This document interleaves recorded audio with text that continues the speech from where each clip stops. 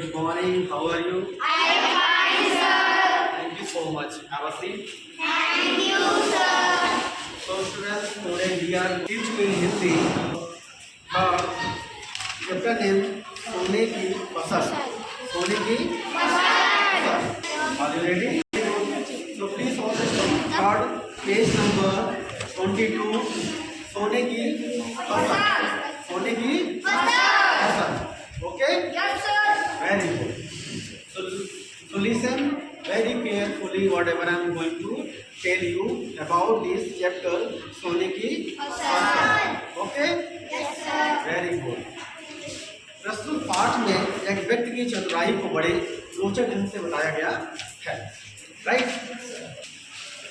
तो जानेंगे इस पाठ में की चतुराई के बारे में बड़े ही रोचक तरीके से, बहुत ही इंटरेस्टिंग तरीके से उसे क्या किया गया है, बताया गया है. Speak together.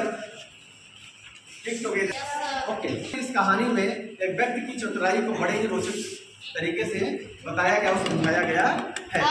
ओके बच्चों, बहुत दिन पहले मिथिला नगरी में राजा चंद्रकेतु का शासन था. ओके स्टूडेंट, नगरी में राजा चंद्रकेतु का शासन था. अगर आपसे कोई पूछेगा कि मिथिला नगरी में किसका शासन था, राजा चंद्रकेतु का. राइट. राजा चंद्रकेतु कौन थे? तो हमारी पौराणिक कथाओं से अगर हम बात करें, महाभारत की अगर बात करें हम, तो राजा चंद्रकेतु जो थे वो कौरव की तरफ से, किसकी तरफ से? कौरव की तरफ से वो युद्ध कर रहे थे. क्या कर रहे थे? युद्ध कर रहे थे, लड़ाई कर रहे थे. वही चंद्रकेतु की, राजा चंद्रकेतु की कहानी बताया. बच्चों, बहुत दिन पहले मिथिला नगरी में राजा चंद्रकेतु का शासन था. उनकी रानी शीलमती एक धार्मिक एवं उदार महिला थी. यानी कि राजा चंद्रकेतु की पत्नी का क्या नाम था? शीलामती, जो एक धार्मिक एवं उदार महिला थी. उदार मतलब क्या होता है? दयालु. क्या होता है? दयालु. धार्मिक मतलब अरे धर्म भी उनको अच्छा पाठ करना. राइट. धार्मिक महिला थी, बहुत दयालु महिला थी. कौन? राजा चंद्रकेतु की पत्नी कौन थी? शीलामती. शीलामती कैसी महिला थी?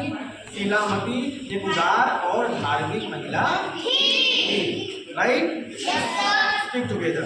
ओके. उनका रानी शीलमती थी. उनके राज्य में चारों ओर सुख शांति विराजती थी. और उसकी पत्नी के राज्य में सुख शांति चारों ओर विराजता दिखाई देता था. ऐसा नहीं था कि राजा चंद्रकेतु और उनकी पत्नी जितने भी लोग रहने वाले किसी न किसी तरह से दुखी थे, ऐसा कोई भी बात नहीं था. ओके. Very good. वे प्रजापालक एवं न्यायी राजा थे. अब आपसे पूछा जाएगा चंद्रकेतु कैसे राजा थे? राजा चंद्रकेतु एक प्रजापालक एवं न्यायी राजा थे. न्याय मतलब न्याय करने वाले. प्रजापालक अपने राज्य में रहने वाले लोगों का वो क्या करते थे? देखरेख करते थे. प्रजापालक ऐसे राजा थे, इतने दयालु राजा थे कि उनके साथ साथ उनकी पत्नी भी बहुत ही धार्मिक और बहुत ही दयालु थी. ओके. Very good. प्रजा को अपनी संतान से बढ़कर मानते थे. राजा प्रजा को अपनी संतान से बढ़कर किसको मानते थे? अपनी प्रजा. राजा ऐसा होना, राजा कैसा होना चाहिए? ऐसा अगर पढ़ लिख कर सपोज दैट, मान लीजिए आप पढ़ अधिकारी बन जाते हैं, आप किसी जिम्मेदार कुर्सी पर बैठते हैं, इसका मतलब ये होता है कि आपके नज़र में जो भी आपको काम दिया जाए उस काम को आपको ईमानदारी से करना है. और जितने लोग आपके पास आ रहे हैं आपको एक ही निगाह से सबको देखना है. जैसे राजा चंद्रकेतु क्या थे? प्रजा को क्या करते थे? वो बहुत खुश रखते थे. अपने बच्चों से भी बढ़कर, अपने लड़कों से बढ़कर सभी प्रजा के लोगों को मानते थे. ओके. Very good. प्रजा को अपने संतान, संतान मतलब बेटा, पुत्र से बढ़कर मानते थे। प्रजा का हाल चाल जानने हेतु वे अक्सर ही मध्य रात्रि के समय भेष बदलकर नगर का भ्रमण किया करते थे। सोचो, राजा चंद्रकेतु ऐसे राजा थे कि रात्रि के समय में वो सोते कम थे, लेकिन रात को निकलकर वो अपने प्रजा को देखते थे कि हमारी प्रजा किस हाल में, हमारी प्रजा को कोई दुख तो नहीं है, कोई कष्ट तो नहीं है। ऐसे राजा थे, ऐसे राजा थे कि जिन्हें अपने परिवार से कहीं ज्यादा, अपने जीवन से कहीं ज्यादा अपने प्रजा, अपने राज्य में रहने वाले लोगों की उनको चिंता रहती थी। ओके बेटा? Yes sir. Very good. एक रात जब वे अस्त्र शस्त्र से लैस होकर अपने 2 अंगरक्षकों के साथ नगर का भ्रमण कर रहे थे। एक रात जब वे अस्त्र और शस्त्र में, आप लोगों का और शस्त्र में बहुत अंतर है। अस्त्र, शस्त्र, अस्त्र मतलब होता है, हम क्या करते हैं, अस्त्र और शस्त्र। जैसे मान लीजिए, अस्त्र मतलब होता है जैसे जो लोग मंत्रों के द्वारा, किसके द्वारा, पहले के राजा क्या होते थे, पहले मंत्रों के द्वारा किसी को प्रहार कर देना। और शस्त्र मतलब होता है कि जो आप हथियार से जब किसी को मार देते हैं, उसकी मृत्यु हो जाती है, वो घायल हो जाता है, और यह है शस्त्र। Right? Yes sir. Very good. उससे लेस होकर राजा अपने अंगरक्षकों, अंगरक्षक मतलब उनकी जो बॉडी गार्ड होते थे, आजकल बॉडी गार्ड ही तो होते हैं, राइट? पहले क्या होते थे, अंगरक्षक, उनकी रक्षा करने वाले लोग के साथ वो राजा निकल जाते थे नगर का भ्रमण करने के लिए। राजा अपने अंगरक्षकों के साथ निकल के कहाँ जाते थे, राजा के नगर का भ्रमण करने के लिए, नगर को देखने के लिए कि नगर में रहने वाले लोग कहीं दुखी तो नहीं है, कहीं परेशान तो नहीं है। Very good. तभी 3 चोर नगर सेठ हीरामल के मकान में चोरी की नियत से सेंध मार रहे थे। राजा जब अपने अंगरक्षकों के रक्षा, अपने नगर की देखभाल करने के लिए जब रात को निकले, उन्होंने अचानक देखा 3 चोर जो है, तीन चोर नगर सेठ, नगर का एक सेठ था जिसका नाम था हीरामती, के मकान में 3 चोर क्या कर रहे थे, हाँ, गांव के सेठ हीरामती के मकान को क्या कहते हैं, सेंध मतलब क्या होता है, सेंध मतलब होता है तोड़कर, जैसे सेंध लगा देना। हम इस घर के कुछ बाहर जाना चाहते हैं, उस कमरे में जाना चाहते हैं, तुमने क्या किया, इस कमरे को तोड़ दिया कि हम आसानी से जा सकते हैं। मैं कोई दीवार नहीं तोड़ा, सेंध लगा देना। राइट? राजा ने जब तीनों चोरों को ललकारा, आवाज दी, ललकारा मतलब आवाज दी, तब वे भागने लगे, किंतु राजा के अंगरक्षकों ने तीनों चोरों को ले जाकर हवालात में बंद कर दिया। मैं आप लोगों को बताना चाहता हूँ, हवालात का मतलब होता है जेल। हवालात मतलब क्या होता है, जेल में बंद कर दिया। क्योंकि राजा ने तीनों को चोरी करते हुए रंगों हाथों पकड़ा था, रंगों हाथों में अपनी आंखों से देखा था। एग्री? उन्हें मृत्यु दंड की सजा मिलनी तय थी, क्योंकि राजा ने स्वयं देखा था, तो कोई झूठ बोल ही नहीं सकता कि चोरी नहीं कर सकते। अब आप ही नहीं बोल सकते कि तीनों चोर राजा किसकी चोरी कर रहे थे, हाँ, हीरामती के घर में सेंध लगा रहे थे चोरी की नियत से। ओके बेटा, तो प्लीज टर्न टू पेज। दरबार लगने पर राजा के सम्मुख तीनों चोर, जिनके नाम, सम्मुख मतलब सामने, जब सुबह हुआ राजा का दरबार, तो राजा के दरबार में तीनों चोरों को पेश किया गया, सामने लाया गया, सबके सामने तीनों चोरों को जेल से बाहर निकालकर लाया गया। मंगल, अकलू एवं रामदत्त थे। तीनों चोरों को क्या नाम थे वो बताएगा,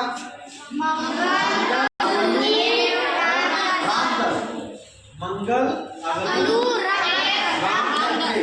तीनों चोरों का क्या नाम था, रामदत्त थे। अब तीनों चोरों को रंगे हाथों कौन पकड़ा था, राजा और राजा के अंगरक्षकों ने। Okay, very good. फांसी की सजा सुना डाली। राजा ने उनको कौन सी सजा दे डाली? अब आपसे पूछा जाएगा कि चोरों को कौन सी सजा दी थी?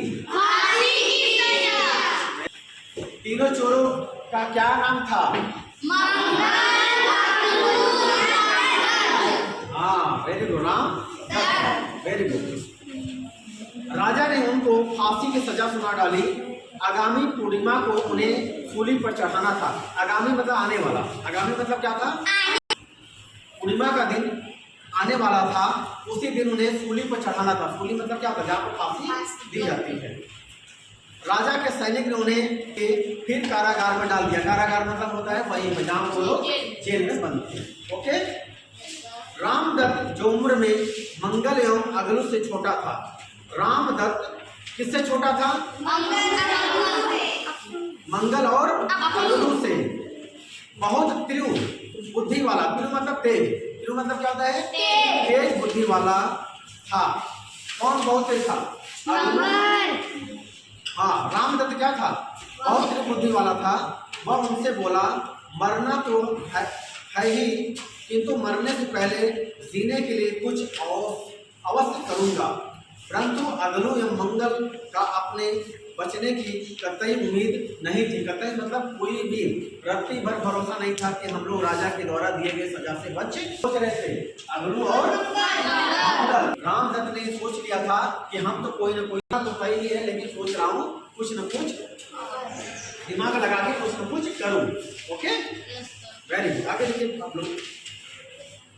परंतु अगलू या मंगल का अपने बचने की कतई उम्मीद नहीं थी। आखिरकार पूर्णिमा का दिन आ ही गया।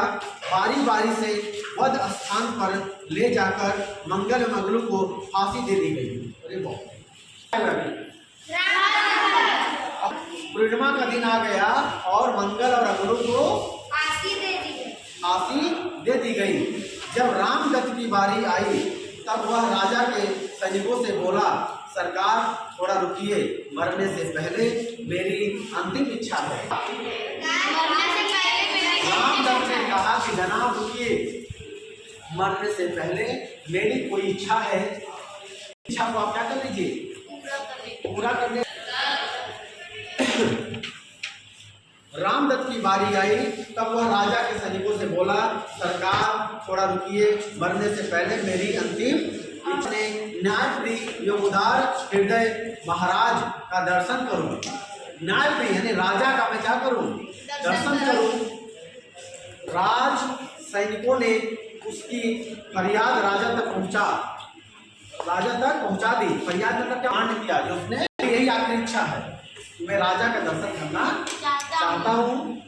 राजा बोले, उपस्थित करो, मेरे सामने ले आओ। मेरे सामने के द्वारा की गई अर्जी को राजा ने क्या कर दी? स्वीकार कर दी।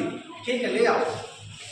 जब रामदत्त को दरबार में राजा के पास ले जाया गया तब वह राजा से बोला, हुजूर, मैं सोने की खेती करने की कला जानता हूँ। उसने कहा, हुजूर, मरना तो है, लेकिन फांसी लगाने से पहले हुजूर, मेरे अंदर एक क्या है? वह कौन सी कला है मेरे अंदर? सोने की खेती करने की मैं कला जानता हूँ। सोने की खेती करने की कला जानता हूँ।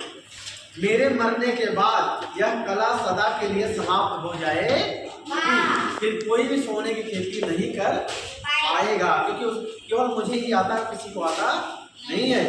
अतः मैं फांसी चढ़ने से पूर्व आपको सोने की फसल उगाने की विधि बता देना चाहता हूँ। मैं चाहता हूँ। किसने कहा? राजा से। रामदत्त ने राजा से कहा कि हुजूर, मैं सोने की फसल लगाने की तरकीब को जानता हूँ। मैं चाहता हूँ कि मरने से पहले वो सारी तरकीबें, वो सारी दूं। राजा ने उसकी फांसी स्थगित कर दी। स्थगित मतलब क्या होता है? रोक दी। कुछ दिन के लिए रोक दी, कर दी, तथा आदेश दिया कि रामदत्त जो कहे उस पर अमल किया जाए। अमल मतलब ध्यान दिया जाए। रामदत्त ने राजमहल के प्रांगण मतलब परिसर में जमीन का एक चौकोर टुकड़ा चुना। चौकोर टुकड़ा चुना, चौकोर मतलब जो चारों तरफ। उस टुकड़े को 9 दिनों तक 9 ब्राह्मणों द्वारा सोने के हल से जोता गया। रामदत्त ने चुना उसे क्या? 9 ब्राह्मणों से सोने हाँ, 9 दिनों तक 9 ब्राह्मणों द्वारा सोने के हल से जोता गया। फिर सैकड़ों कुंवारी कन्याओं द्वारा 16 कलशों में गंगा जल भर के उसे सींचा गया। सींचा गया। फिर सैकड़ों कुंवारी कन्याओं द्वारा 16 कलश, 16 मतलब सोने के बर्तन से, कलश में गंगा जल भरकर उसे सींचा गया। राज जौहरी को आदेश हुआ कि वह सोने के छोटे छोटे टुकड़ों को बीज की शक्ल देकर तैयार करे। तैयारी कर ली गई। अब राज्य के प्रधान पुरोहित, जो पुरोहित होते हैं, जिनसे जो ब्राह्मण होते हैं, जो पंडित हमारे क्या हो गए? पुरोहित। ब्राह्मण पुरोहित से शुभ मुहूर्त, ब्राह्मण पुरोहित से शुभ मुहूर्त निकलवाया गया। उस दिन राज्य के दूर दराज के इलाकों एवं नगर से नागरिकों की भीड़ राजमहल में एकत्र हुई। वह शुभ दिन आया है क्या? बीज खेतों में हाँ, नियत समय पर, मतलब सही समय पर राजा चंद्रकेतु अपने सेनापति, न्यायाधिकारी, धर्म एवं मंत्रियों तथा सामंतों के साथ उस जगह पधारे। सभी दरबार के लोगों से, गांव के लोगों से उन्होंने ये लोग इस मुहूर्त पर हाजिर हो और सभी लोग रामदत्त के द्वारा सोने का फसल कैसे बोया जाता, कैसे उगाया जाता है, इसको देखें। अब राज के प्रधान पक्ष यहाँ पर हो गया। रामदत्त तो इसी शुभ घड़ी की प्रतीक्षा में था। उसने राजा से निवेदन किया कि वे अब सोने की फसल की बुआई करें। साथ ही साथ उसने यह भी निवेदन किया कि अगर किसी ने जीवन में एक बार भी कुछ न चुराया हो, तभी उसके द्वारा सोने की फसल उगेगी। रामदत्त ने क्या के द्वारा फसल वही व्यक्ति डाले जिसने जीवन में कभी भी चोरी ना की हो, नहीं तो सोने की फसल नहीं उगेगी। मेरी गारंटी नहीं है। ओके, आगे द्वारा सोने की फसल उगेगी, अन्यथा सारा प्रयत्न बेकार हो जाएगा। प्रयत्न मतलब प्रयास बेकार हो जाएगा। यह सुनते ही राजा चंद्रकेतु ना अपना बढ़ा हुआ हाथ रोक लिया। वे बोले, नहीं, बचपन में मैंने एक बार चोरी करके मिठाई खा ली थी। उन्होंने सेनापति चंद्रचूड़ जी से आग्रह किया कि वे फसल बोएं। चंद्रचूड़ से कहा कि यार, मैंने तो बचपन में एक बार करके खा लिया था, अगर मैंने बोया तो फसल उगेगी नहीं, इसलिए मंत्री तुम जाओ और तुम बो। अब मंत्री क्या कहता है, देखिए मंत्री ने क्या कहा। आग्रह किया। उन्होंने भी अपने विद्यार्थी जीवन में एक मित्र की पुस्तक चुराने की बात कह डाली। सब चोर निकले। राजा ने कहा कि मैंने बचपन चोरी किया था। सेनापति ने भी कहा मैंने भी बचपन में अपने विद्यार्थी की किताब को हमने चोरी की थी।